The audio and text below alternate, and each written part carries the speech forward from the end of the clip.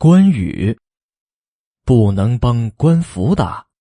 张飞不知道刘备这话的意思，他的眼睛变大了，问道：为什么？刘备看了看张飞，问道：刚开始的时候，黄军是坏人吗？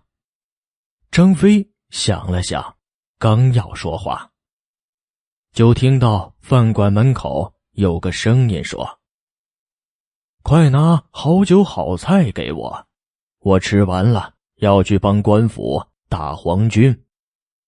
说话的是一个男人，他站在门口，红色的脸，眼睛很好看，人也很高，是个让人看了就会一直记得的人。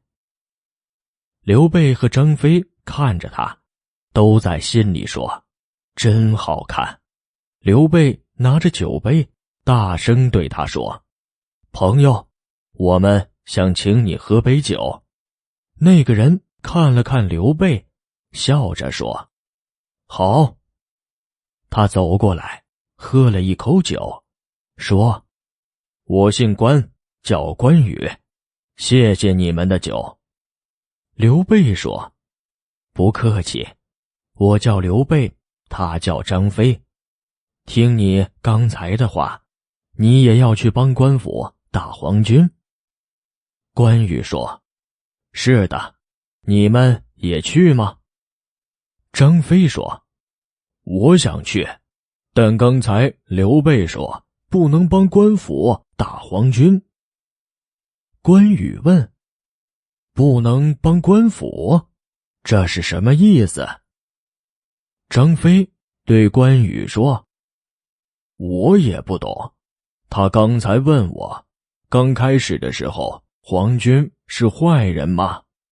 关羽想了想，说：我记得刚开始的时候，黄军和其他人一样，都是过得不好的人，因为不想死，没有办法了，才去做黄军。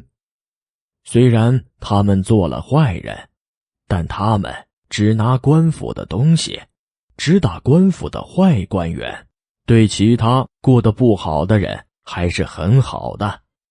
后来他们得到的东西越来越多，人也越来越多，有些人慢慢变坏，开始打好人，拿过得不好的人的东西，这个时候大家才觉得他们是坏人。